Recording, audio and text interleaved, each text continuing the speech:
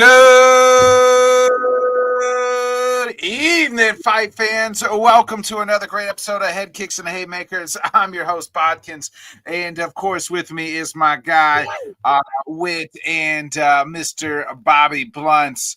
Man, it is our 311 UFC 311 post show. As of now, if we go back, we know, when we left here Wednesday night, it was supposed to be Islam versus Arman, and we then on Friday during the weigh out because of a back situation, and then in comes Mr. Money Moicano himself. Taking the fight on about 36 hours notice. Islam was Islam when it's said and done. Tall task for Money Moicano. Hopefully they took good care of him. Beneil Dariush not on the card. He did get his purse, his show and win. So there's that. And after UFC 311, Arman's told back to the drawing board by Mr. Dana White. Bobby, I'm going to start with you before we break down all these fights. Just the mains card switch, and just like we'll start with the Arman portion as well. Yeah, I mean, that was pretty bizarre, especially, that the anticipation behind that. They pretty much had it built to have both the title fights on that. And when I saw the news about it, I at first thought it was bullshit, and then I saw a Red Corner MMA tweet that he was out, and I knew immediately that they were legitimate because they've broken multiple things from that side of the world and stuff before. And they announced it like 15 minutes later on the actual weigh-ins and did the swap up. Kind of seemed to bite him in the ass that they didn't have a backup fighter, but then again, they were able to pull from, Money and Dariush. But it's kind of bizarre because to me, even though that gaping hole was there, the main, I still think the card delivered. I mean, more essentially because of the co-main event and other fights. And, when you go back and look at it, it's definitely like, oh, damn, this card, could we have gotten that exact same matchup with Islam and Arman, which, a lot of us thought it would be a pretty decent back and forth fight. So it's kind of a bittersweet moment, but in the real time it was happening, I was kind of just going along with the ride because it was already cool enough seeing Moicano on the embeddeds and stuff like that. And then all of a sudden he cut that extra pound and you're kind of thinking like, that's a little bizarre. And then next thing you know, he's, main eventing the pay-per-view. So pretty wild moment in itself. And I think the card still ended up delivering because of the other fights. Yeah, I mean, Money Moicano, they went to him. He was the only person they really kind of asked. I thought he said in the interview, like he was kind of already told he'd be the backup fighter if needed. Before that, and then he just thought that nothing would ever happen, and then they went to him Thursday night really, and was like, hey, you're gonna have to cut, because he was just planning to cut to 156, and they told him, hey, you're gonna have to cut that extra pound to 155 because we're pretty sure Arman's not gonna go. But to me, with the way Dana talked in his presser was like Arman could have went. It felt like the doctors could have like, hey, he can fight, but Arman pulled himself out. I don't know. Did you get that feeling as well?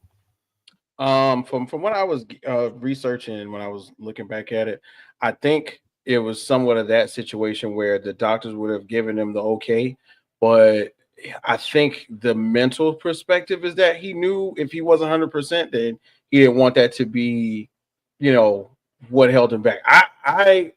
Those stories are out there. But then, of course, we're speaking from a fight fan's perspective of saying, hey, if you could do it, would you do it? And then if you can, will you? But at the same time, going up against someone of that stature, I I really don't know. You know what I'm saying? It would have to be a really tall task for me to say I'm not 100%, but I'm going to go in there and give it my all up against, if not the best pound for pound fighter in the world. But for sure, it was a spectacle in itself, I guess, just to see if Money Moicano was going to perform well, and yeah, he performed. He got out there. So let's not downplay that. Yeah, I mean, I was all in. I was actually hyped up. I love, you know me, I love the storylines. You know, that's that wrestling you know, in me that give me the storyline. Money Moicano, you know, taking on the best fighter in the world. You know, arguably the best pound for pound in 36 hours. I was all in on Money wanting to win. I didn't think it was going to be. I knew it was going to be a tall task, but by God, you know, he's out there cutting promos. How does it feel to take on the champ? I don't give a fuck. I have to win. And I was all for it, but I just want to kind of ask you, Bobby. We'll start just kind of a little round robin here. Dana said it's back to the drawing board for Arman. What do you do with Arman if it's not a title fight? Because he was, you know, the #1 contender. Before I answer that, let me preface. I think Arman 100% made the only correct decision. Because if he went out there like he knows his body, you go out there compromised, it would have been a shorter night than Moicano's night versus. And he doesn't get the excuse, right, of fighting on 24 hours notice. So then, like, the title fight, to get back to that title fight, it might have been even longer. And then he's back to the drawing board anyways. Yeah. So, I mean, and the drawing board might be longer to get back to the title. Like right now, he might be 1 away. If you went out there and got hurt or fought him and it ended like that, you're probably 2 away, maybe 3 away. And then my thing is, Bobby was pretty much say what I was saying. My thing is, if it's really his back, of wrestling, of going up against a guy who's his thing is wrestling, if it's really your back, you could compromise way more than just that one match. If he finally gets you and tosses you, you know what I'm saying? There's way more that could have happened if he would have went in there and physically compromised himself. And that's why I want to throw it in too. Yeah, I think the pain might have started like from the weight cut. I mean, remember how big that's what he said in an interview. Yeah, he looked. And you know, I think their best choice is to do Oliveira in a 5-round fight. I mean, the first one was 3. It was a pretty close fight. The only reason I'm not sure if they go that way is because Arman sort of suggested it himself. And, you know, it would not shock me at all if they make him do 2. I really think 1 is more than enough. I actually was kind of impressed with his interview afterwards, pretty much not expecting to get another title shot. And he kind of seemed to acknowledge the spot that he put them in. But at the same time, he's got to, you know, focus on his main priority, which is his health. And I mean, I think Dana was definitely talking from the promoter perspective because, you know, being able to look at a back and stuff like that, there's, you know, if it's locked up, there ain't nothing he's going to do, especially when he was like cutting weight and stuff. Mm-hmm. And that must have been a very hard decision. But, you know, he knew that the alternative probably would have put him in the same spot. And if he lost to Islam, he would undoubtedly have to have at least 1 more fight, if not 2. So I think he's still kind of getting out in front of it to still hopefully end up getting a shot by the end of the year.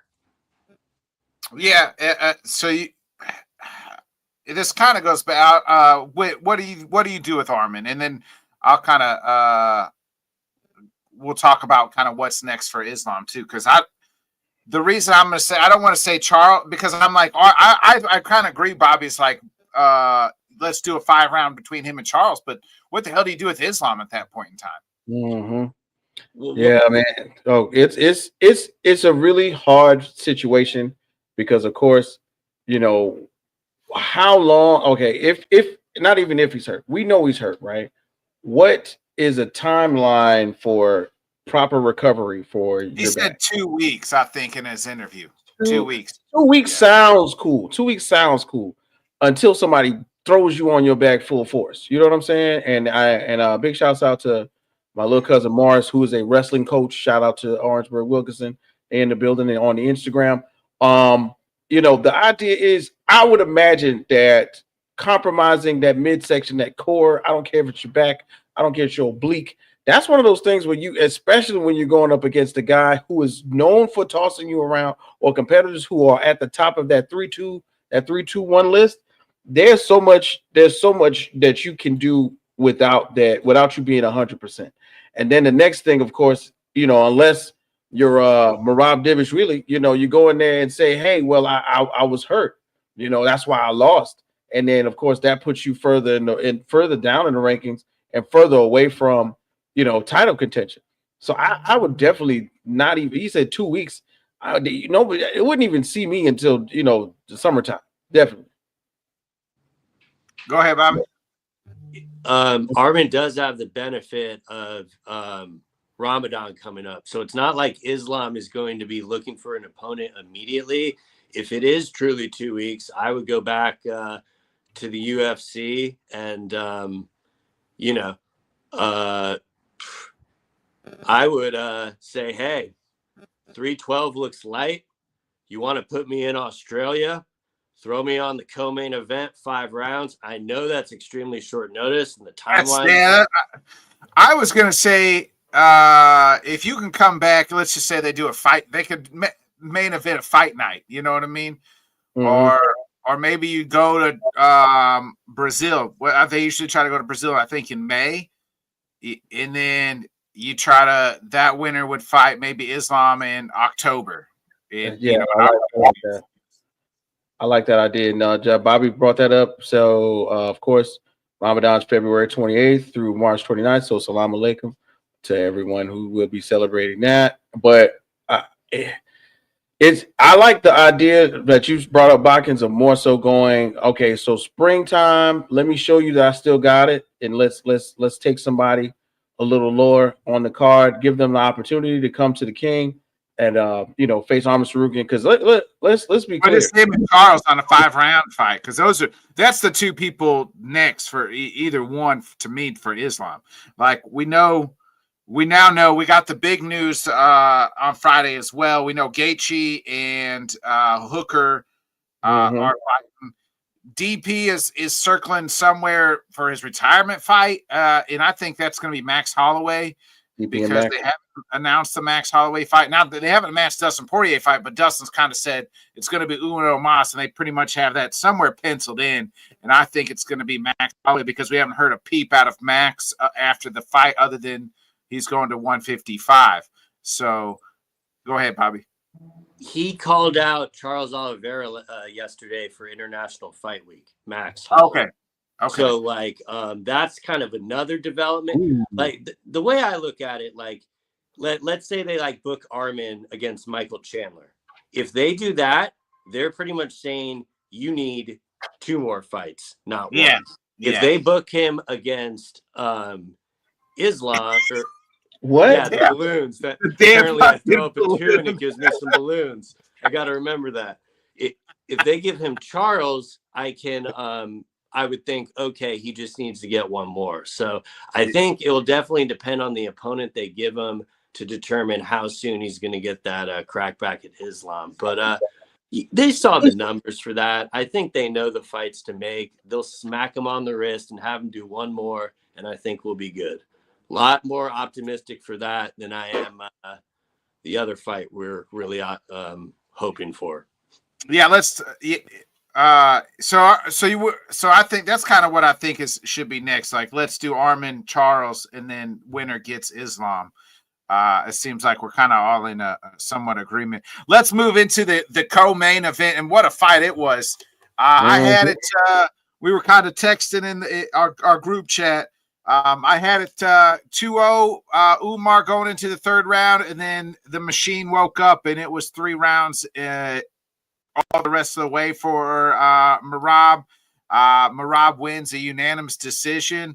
I mean, that's money. I mean, we said it on Wednesday's show. We all three had that wrong, by the way. We all picked Umar to win that fight, so we were all three wrong on it. But Merab wins. This guy, there's no quitting this guy. I mean, the gas tank is ridiculous. I was impressed by the fight. Whit, I'll just start you. Your thoughts on the fight, just the fight alone, before we get into what's next for both of these guys. Well, first of all, what I'm saying, all due respect to Merab, because we were looking at the allure of the card and thinking of the two fighters and where they come from, and seeing what they were possibly going to be doing.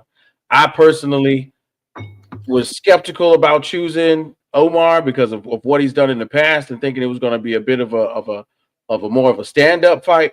But Merab basically turned it into what he wanted it to turn into, which was Umar pretty much showing him exactly what we thought. Umar had hands. Umar was moving. He was mobile. He was active. He was active up close. And then we saw him like in the second round. I think it was like in the second round where it was still kind of split. Umar tried to go for a really solid takedown, and then it happened, but the immediate switch of position, it was so fast.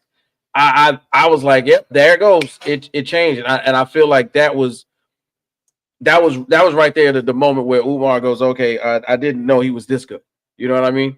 And every fight kind of has one of those moments where the other guy takes into account, okay, he's good, but sometimes it's a punch or they get caught off guard with a kick or a grapple. In this case, it was the reversal, and Merab got up and was bouncing around the ring for the rest of the fight. When we talk about a gas tank, when we talk about guys going into deep waters, when we're talking about 5 rounds all day, the whole time putting on pressure, we got to have Merab Davis really in that conversation of one of the best to do it, because after that halfway mark and maybe that second round, there was no turning back. It was all Merab, and it was so much Merab that he's out here talking to Khabib. He's styling and profiling. Umar tried to get another takedown, couldn't get him. Stops and looks at Khabib. Khabib is talking. It's so much reminiscent of what you would think would have happened in the opposite direction. That I completely have to give Merab his credit, but at the same time, it was a lot of the pummeling which took place. I think took so much energy out of Umar because he was trying. You know what I mean? He was really out there going after it, trying to take him down, trying to get him with the striking, and then Merab literally overpowered all of that with just how much ferocity he was putting into his punches, his takedown defense, and then of course him looking good, which eventually won him the I think, didn't they get fight of the night for that one? Of course, yeah.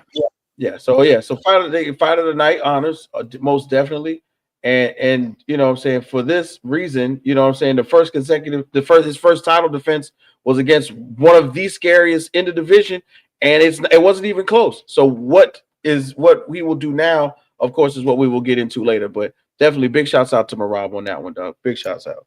Yeah, I was thoroughly impressed with Merab on Saturday night, Bobby. You said you had it as fight of the night as well. As a hell of a fight. What's your thoughts, sir? I was extremely impressed by both performances. Obviously, especially Merab. But I don't know. I think I have a slightly different take because, like, I was, texting you guys back and forth like during the fight and stuff. And like, to me, what sums up the fight is that third round. Like, how you score that third round is pretty much the outcome of the fight.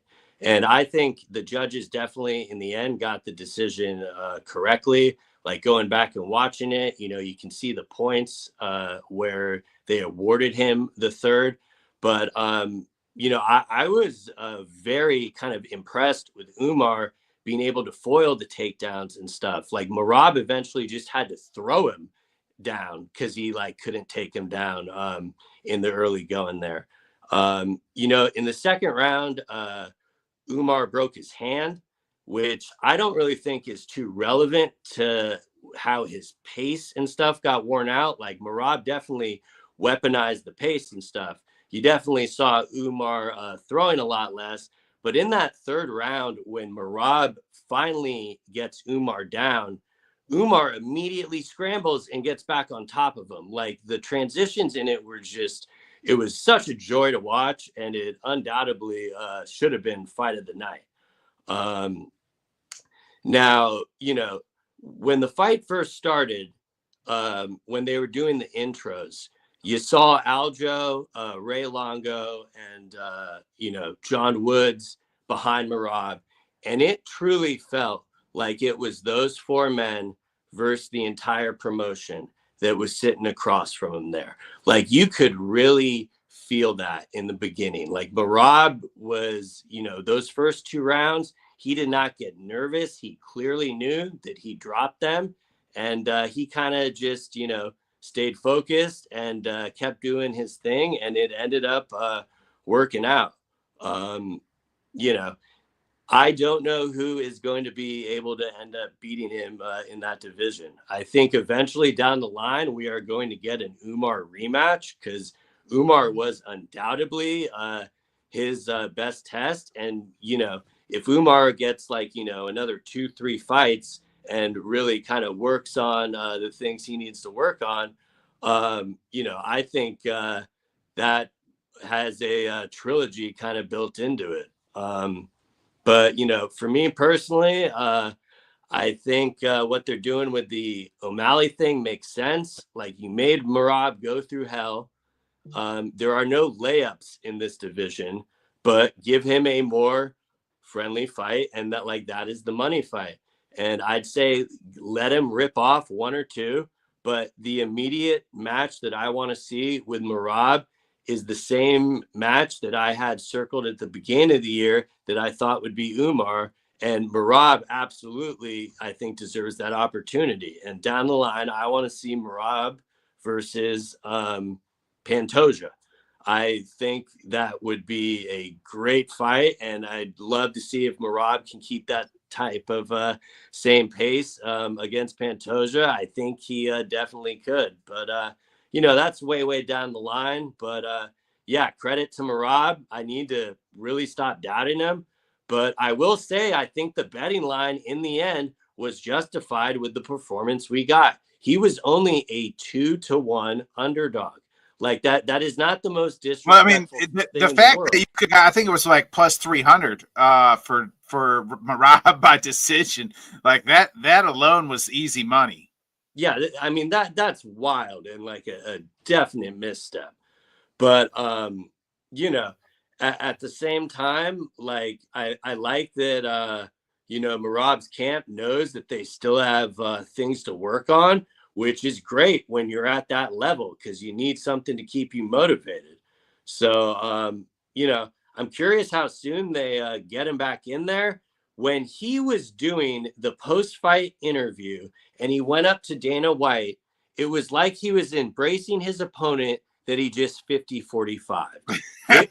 It was so like on brand for how everything played out if you knew all the background in it. So, you know, the last person. So for those who don't know, Merab didn't want to take the fight. He didn't mind fighting Umar, just wanted later. Merab was, first of all, they said his leg could have been fucking like, it was bad, like had to be stitched up multiple times, hurt his back.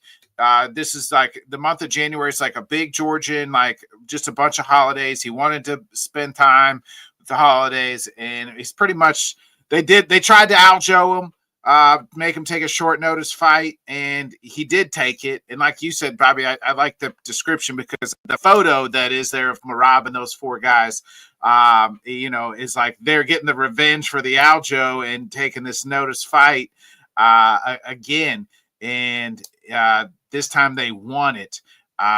You know, John Wood said in an interview that, hey, if he doesn't get you out by the second round, you're fucked, and he's fucked. And that's exactly what happened. You know, Merab just put, I mean, to see a Nurmagomedov like that, somebody from Khabib's camp, to be just exhausted. Like, you knew halfway through the fourth, like this kid is just toast. Like one guy's energy bar is still like maybe hasn't even gone down yet, and the other one's depleted all the way into the red. And it's not getting any better. It's not gaining any momentum back up. I'm going to ask you guys this because what Merab has done is crazy. Where do you rank him, or maybe first? Like, let's start right now with the just the regular pound for pound. I think if you want to tell me Merab was the pound for pound champ, I might have to agree with you. I think he's above like DDP. I would probably put him below 3 or 4.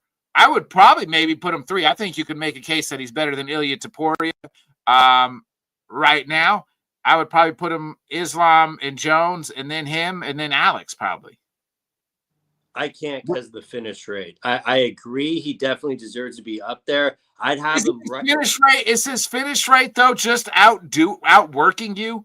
Like I'm just gonna out cardio you. I may not have these hands, but that's how I'm gonna finish you. Like all his opponents are finished. Umar was finished. Like yes, his lights didn't go out, but his will was broken.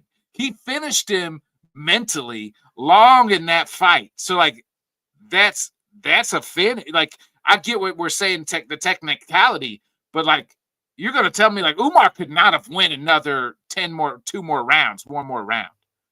Not 2 rounds, but that 5th round, Merab took a lot of it off and was doing a lot of showboating and stuff. Yeah, like if he actually worked and pressured, he probably could have got him out of there. And granted, it was 2 rounds, but I mean, when you talk about putting him ahead of Islam, whose finish rate is absurd, and mainly just Ilya putting out Volk and putting out Max, that's why I have him right under there, which is still extremely high. So you got him in the top 5 somewhere in the top 5 of your pound for pound. Yeah, I mean, I think the lowest you can put him is 4, and like I don't have the thing up in front of me, but like when I looked at it, it was kind of like right there is Ilya. But while we're talking about this, Pantoja is ridiculously disrespected in that rankings. I'd have him a hell of a lot higher too. So what about you? Where would you put Merab in your pound for pound rankings? All right. So as I look on the list, y'all know I like to do a little bit of research. We got okay, so in reality, it's not so bad. It's really not. So he moved up 2 spaces because he is right now 5th. Ilya is 4th. Alex 3. Jones 2. Islam 1. Yeah, you could. That's a nice little interchangeable where you can go. He could be 4 or 5 and move Ilya down. But once again, Bobby makes a great point. The finish rate is what I think is somewhere in there. These are fighters who have finished off their opponents in title defenses. And Bacchus, you got a great point. The way that Merab finishes you is by out-gassing you. You are done when you finish. The commentary from Joe Rogan and DC, like right there in the 4th, was like Omar is his mouth was open. I've never seen that. He was the output of energy to get to what he wanted to try to get some possibly submissions or his takedowns. He's never put out that much energy. So you both are equally correct in my eyes, man. Where Bacchus, if you can still outwork him to finish him, cool. But when we do see Merab put those hands together, Bobby, and knock a guy out in the 3rd or 4th round, we'll still blame it on him being completely too tired to defend himself. You know what I'm saying? Yeah, I mean, for the record, I have no problem if anyone wants to put him there. I think it's valid, and I think the question that you were originally going to go with before the pound for pound, I have no problem calling him the bantamweight GOAT. That was my next. Yeah, that's my next point. Is where is Merab the bantamweight GOAT? Like, is he better than Dominic Cruz? Now he had said in an interview, he's like, no, Cruz, and then my friend, Aljo. I think he's far and above better than Aljo. I mean, he's on a 12-fight winning streak. I think right now he's the greatest bantamweight of all time. So if you say greatest bantamweight of all time, just like off the top, So Dominic Cruz is the only other one. I mean, Dominic Cruz, I think he's better than TJ Dillashaw, maybe? Dillashaw. That's the only one I can think of. Maybe TJ Dillashaw a little bit. If Like, he isn't, he eventually will be. Yes. Okay. I'll take that. I mean, that is like the path is like practically already laid. And, you know, if like, for example, like if I know Pantoja is a 125er, but like if he were to beat Pantoja, it'd be pretty hard for me to not have him very, very high in that ranking. I mean, full disclosure, I have since Dana White has announced that Islam Makhachev is the pound for pound #1 fighter, I have removed John Jones from my rankings because I consider him retired. Wow. Because you know, I do not think we're in good paradise for that fight. That was a deliberate, like, if you're telling me the thing that got Dana to switch his thing was Money Moicano, like, you know, I understand if it happened in real time because of how he took it. And, you know, but I got to go back to Islam in this with the pound for pound because he literally, less than 24 hours notice, 36, whatever you want to say, he took his opponent.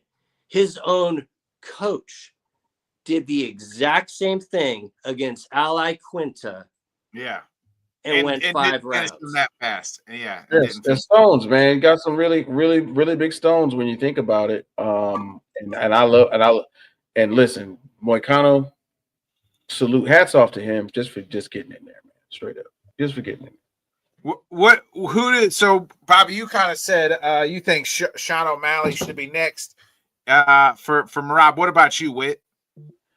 You know, it is.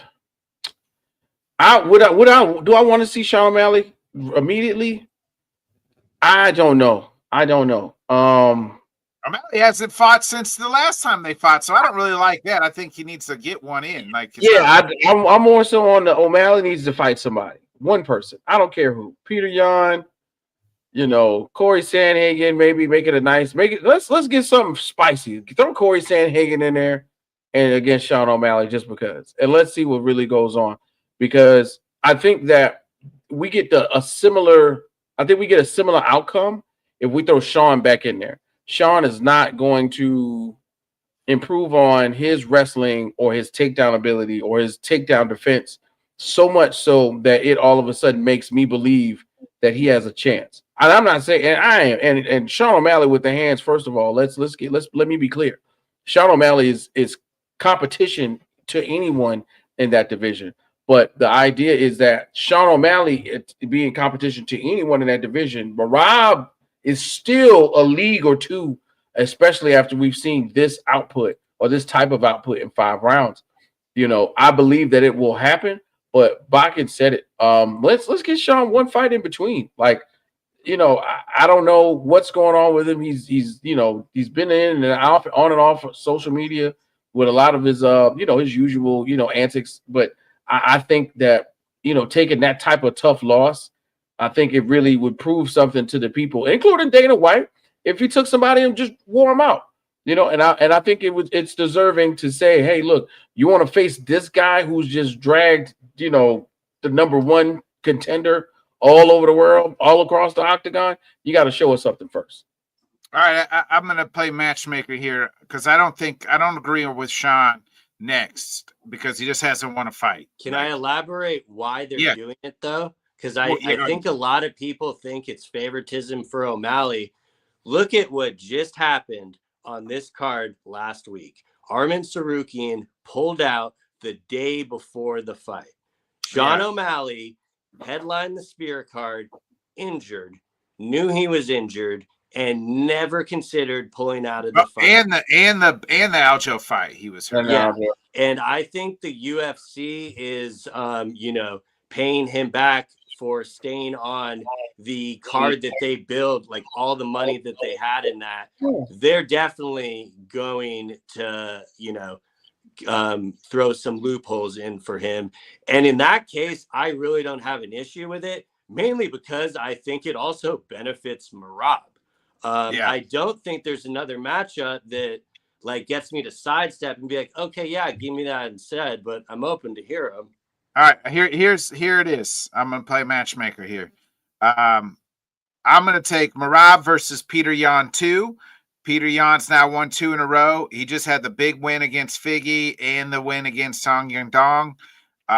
So that's 2 in a row. I think might have been somebody else in there. I can't remember, but those 2 for sure. So we'll do him. I'm gonna do O'Malley. Marab also asked for that too. Yeah. I'm going to do O'Malley versus Sandhagen. And then I'm going to do what's next for Umar. I'm going to do Umar and Figgy if Figgy doesn't go down to 125. And that's the fight that to make right there. Like that matches your top 5 fighters. We know Henry and Song are booked. Rob Font's booked. So that's the matchmaking I'm currently making right now. Bobby, what do you make? What do you do? What would you do with Umar? I'm cool with all that. If you want to give him Figgy, give him Figgy. I personally want to see him and Yan. But honestly, anyone in that thing is, I think he will fight at least Figgy and Yan or Figgy and Sugar to get back to the title. Like he'll have at least 2. And I'm kind of cool with any of those. I mean, obviously he's already fought Sandhagen, so you would assume that's the one name it wouldn't be. But I would like Umar a lot in the Figgy fight, and I think I would like him in the Yan fight too. So I'm cool with either of those. And the Sandhagen O'Malley thing has kind of always been like a wet dream. That's hard to say no to. Yeah. What about you? What do you do with Umar next? Y'all stole my fire, man, because I was going, look, man, Davison Figueiredo's right there. He's for the taking. It's a matchup of guys who, Figueiredo's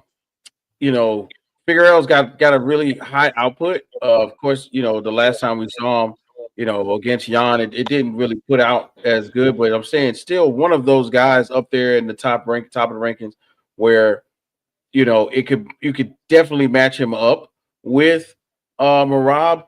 But the in between would be what happens with Sean O'Malley and what fight does Sean O'Malley take, and does Sean O'Malley win that fight convincingly?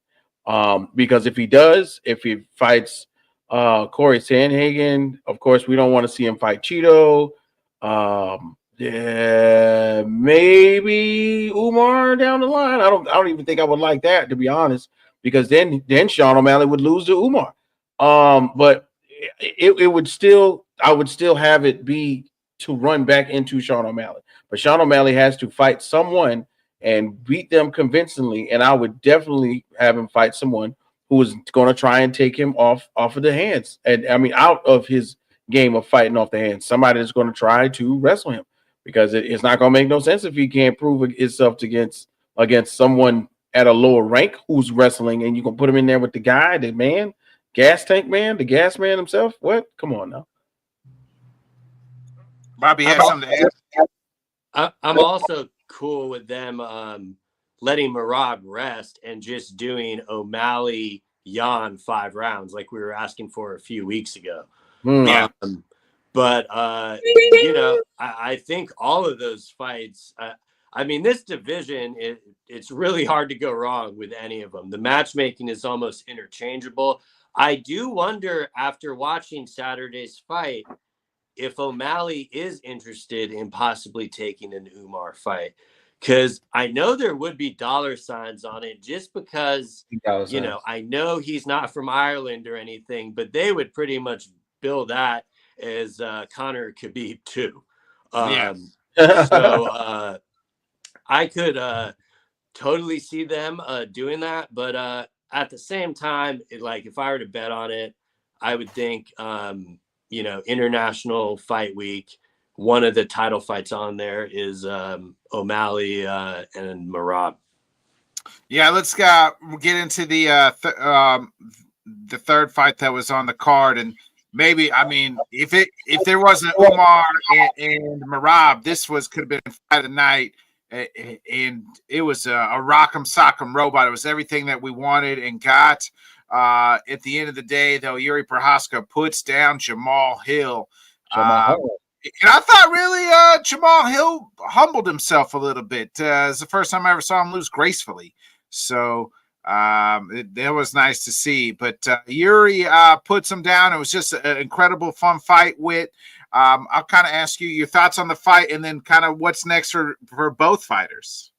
It's crazy, man, because this one in my mind was going to be, fight of the night candidate. Because of the style of both fighters. Stylistically, both of these guys were going to have high output, and it was going to be, balls to the wall the entire match. And I think we pretty much got that. Seeing Yuri Prochazka's technique work again against somebody that's not Poatan kind of gives you that feeling like, man, if it just wasn't Alex Pereira, which is what was happening before he got to Alex Pereira, Yuri Prochazka is one of the best in the division. You know what I'm saying? It's not bad. Yeah. I mean, as long as it's not Poatan, he still looks really good. It was to me the main factor was seeing how much of a disparity there was between Jamal and Yuri. That was what I was a little bit of shocked at. I felt like Jamal went in there with a little bit of unsurety. It didn't look like he was certain about a lot of the striking, but when it started, I felt like he started after Yuri. You know what I'm saying? A lot of the rewinds, everything. He was in good distance. He was ready. But when I think close to that second round, one of those shots had to have, everybody got poked in the eye. First of all, let's keep it real. Everybody got poked in the eye really, really good. Yuri poked in the eye. I think his whole freaking hand Jamal's whole freaking hand went in Yuri's eye. And then respectfully, the same thing. Once the vision was compromised in that fight, the person with the most trust in themselves and their confidence is pretty much who won the fight. And of course, everybody likes to go, oh, Yuri, and he can feel the aura and all kind of stuff. I think he was just better prepared to deal with the adversity. You know what I'm saying? When you go through certain fights, especially one like this, the eye pokes happen, something may happen, you get kicked in the groin area, you know what I'm saying? You get kicked in the jewels or something like that. You got to go through that adversity. Mentally, I feel like Yuri was prepared to deal with whatever to get through that fight. Once that eye poke happened, I think it took Jamal out. He was outdistanced several times. Several of the replays showed Jamal putting full blown force. And everybody tells you if you've ever fought anybody, it's nothing like swinging and missing. That takes out all of your energy way more than hitting somebody. And on plenty of occasions close to the end of that fight, it was a lot of the countering that is what caught Jamal. Jamal was swinging, and Yuri with that stance where his hands are further down towards his midsection, towards his belt line. Yuri comes up with the quick 1-2 out of nowhere where you can't even see it because he's bringing his hands up so far and so fast to your face. Instead of having a higher guard where he's keeping his hands up where you can see it easily where it's coming from. His is so low. Jamal was getting caught like 2 or 3 times. And I think once that happened, on top of not being able to see, that took whatever fight that Jamal had out of him. Because he was like, man, I can't see. You know what I'm saying? And the pictures of the post-fight afterwards, well, not even the post-fight, but the post-fight party, what's going on? My people from Uncensored AFTV, God KOZ, what it do, boy? Scare him. Anyway, the whole thing was you could see. That's like, I don't know if anybody's got hit in the eye here or poked in the eye or that had that orbital bone messed up. Something happened where pretty much Jamal really cannot see at all. And I think that completely took him out of the fight. But in the end, Yuri Prochazka, man, showed us what he's worth. And once again, my main point of the whole conversation is that if it's not Poatan, if it's not the best fighter in that division, Yuri Prochazka still has something to prove. Yeah. What about you, Bobby? Well, your thoughts on the fight, and then maybe kind of what's next for either both. Well, I'll give you boys a wrestling reference. Jamal Hill has HBK in Montreal heat. Like, this man comes out to Kendrick Lamar, Not Like Us in LA, and the crowd was not having it. That is the only time I have ever seen someone booed so savagely with that song. And I don't know, man. To me, I find it so ironic, okay? Because look at like this. You know these fans that will watch the fight, and the second someone goes for a takedown, what happens? The entire arena, boo, boo. When they have Jamal standing toe-to-toe with Yuri with very little defense, knowing that, hey, I'm just going to put on a fucking war. And goddamn, they absolutely did. Like, I thought Yuri was going to get him early when he dropped him in the first. One thing I said is I used a line from JR is that, Hill is tougher than a $2 Texas steak. So, yeah, for sure. No, I mean, he got up from that, and he ended up recovering pretty nice. And if that one eye poke didn't happen, I do kind of wonder where that second round was going, because Hill was gaining. I had Hill winning that second round, but prior to the eye poke, he was gaining a little bit of momentum, and then they stopped the fight for like 3 minutes. But Yuri's head movement looked a lot more improved from like the last fight and stuff. I mean, granted, they were showing a lot of stuff in like slow motion, so like that's what we were seeing on the replays. But they told Jamal you might be tied 1-1, but act like you're down 0-2. And Yuri came out like he was down 0-2. And he wanted that finish. Yeah. Yuri kind of called out Alex. I don't like that at all. I want to see Alex one more time. I was like, no. Did you see the weigh-ins, like when they show like the rehydration and stuff? Yeah. Okay. So with that being said, I want Yuri to go to 185 and fight Robert Whittaker. Yeah, he's fighting at like 185 anyway. Like, yeah. I mean, I don't see he has just as good of a shot at becoming the champion, probably a better shot at middleweight than light heavy. I mean, until Khamzat gets in there, but I don't see the downside of him going down to middleweight. I like a lot more of the matchups because I don't see how they can do Potent again. You can't do that again. Like we saw that 4 rounds where they've only fought 4 rounds, and it's been all Alex one way. But both Jamal and Yuri were fighting like they had no idea the On Goliath fight was signed. And shit, who knows, man? If it wasn't, it seems pretty strategic the way the UFC did it. I expected it to get announced right before the fight happened, which is exactly what pretty much happened. Yeah. But he said he won't take a short notice fight with him. So I would say just go down to 185. They're a lot more fresher matchups and just a good path to the title.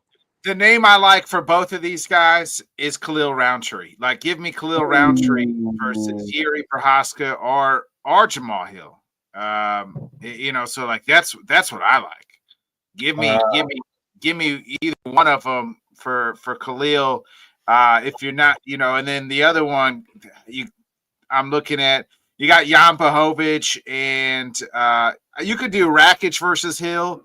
And then you could do Yuri and Roundtree because Olberg and Jan Blachowicz are about to tangle. So that kind of keeps the top 5 there matched up. So, but give me Roundtree versus Prochazka or Roundtree versus Hill.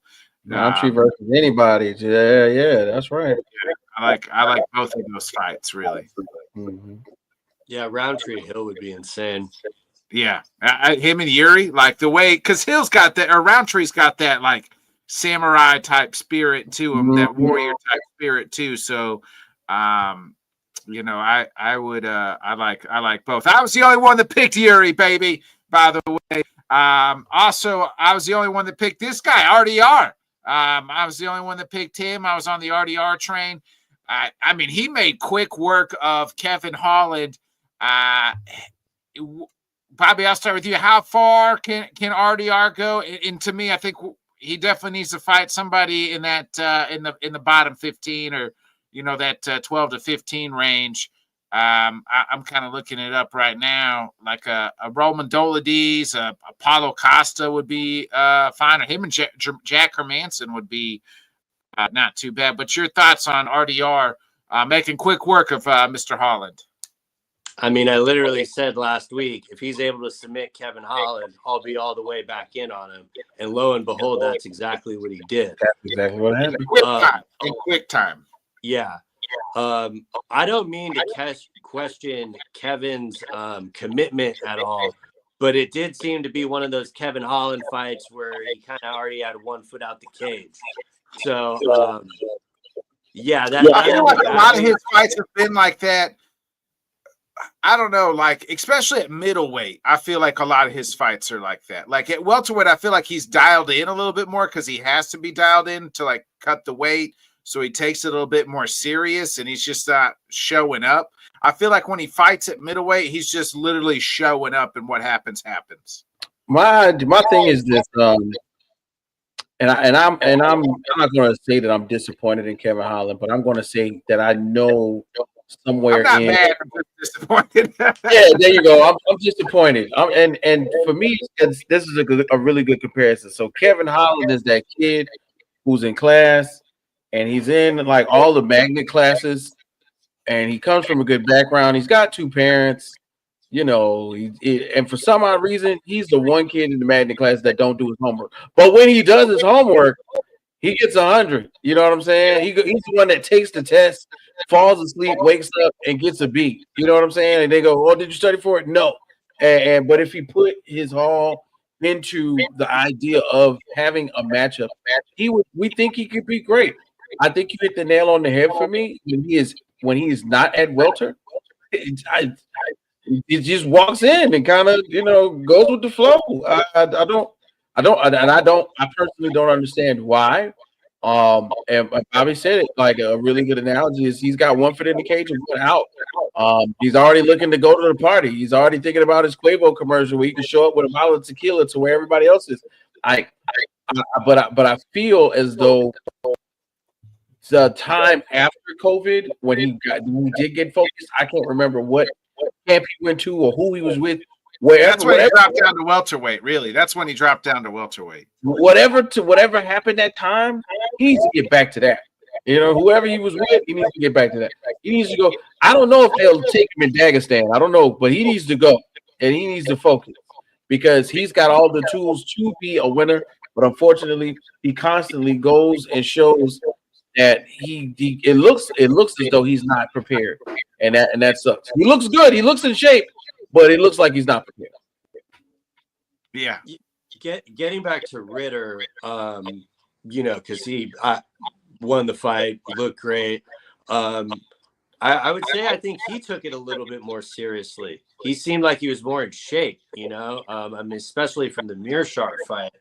But as far as what's next for him, and I get that he's like not ranked yet, but give me Ritter versus Bo Nickel. Ooh, I don't know. You want that fight already? You want just like two on the cusp type guys?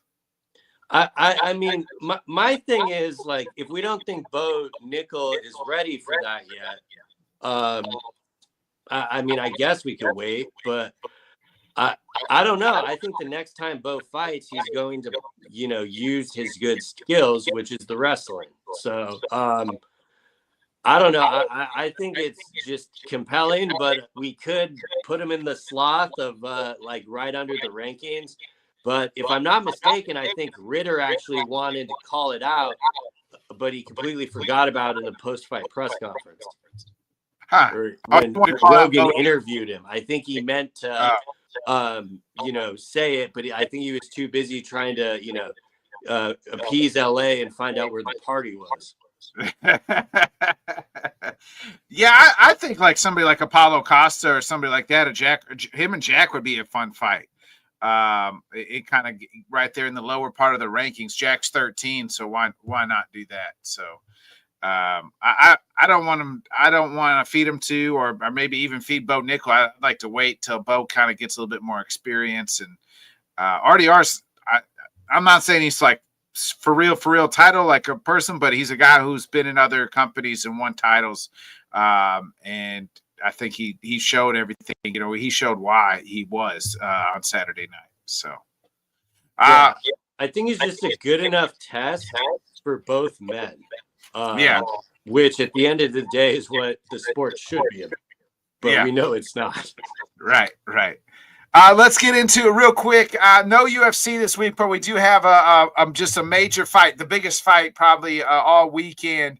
And it's a quick turnaround for Khabib's team. It's Umar's brother fighting in the PFL or Bellator. I guess it's Bellator's dead, but fighting for some belt that is for a promotion that's no longer dead, and it's taken on none other than Paul Hughes, who's actually had I feel like a quick turnaround here from the AJ McKee fight. But allegedly this is for the former Bellator lightweight title, I guess. Bobby, your thoughts? The promotion and the belt are irrelevant. This is absolutely the best fight the company could have put on with homegrown stars. So at least they're getting something out of the Bellator aspect of it. But I think that's going to be a really compelling fight. Hughes' groundwork in the half guard with the elbows is pretty insane. And, we've all seen what Usman can do. So I think that's a great thing to start off the day. And then we'll get Knuckle Mania later in the night. So even though there's no UFC, there are a lot of fights to look forward to on Saturday. Who are you picking in the Usman versus Paul fight? I've been going back and forth on it.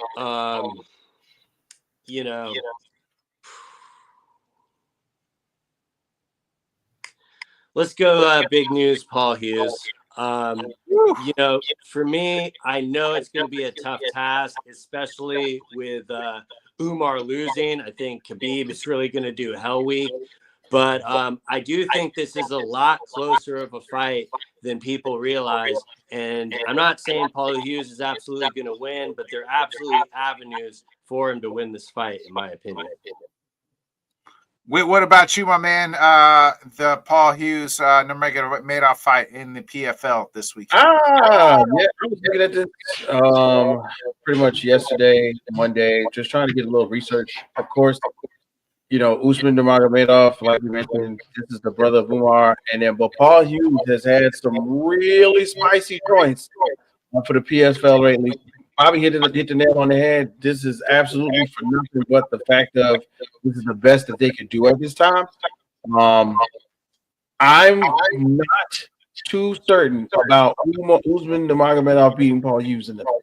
I'm really not. What I am kind of excited about, and not to just get on topic a little bit, but my man Vadim Nemkov and Big Tim Johnson. Big Tim Johnson's an old school guy. He gonna get out there and brawl. This is pretty much gonna just be to see who can possibly have the opportunity to face PFL's heavyweight champion. He did it. He did it for Kobe. We got a chance to see that. And in my mind,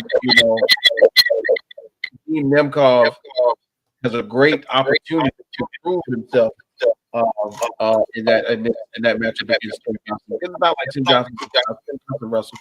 Tim Johnson's a big guy who likes to throw people around, but he does have heavy hands. But right now, man, I'll go Paul Hughes on this one, man. Just from the strength of, I think if you try to stand up with him, it's not going to happen very much. Yeah, the Nurmagomedovs aren't losing 2 weeks in a row, so I'm going to go with Nurmagomedov. Smart. Hey, real quick, Bob, you got any final thoughts before we get up out of here?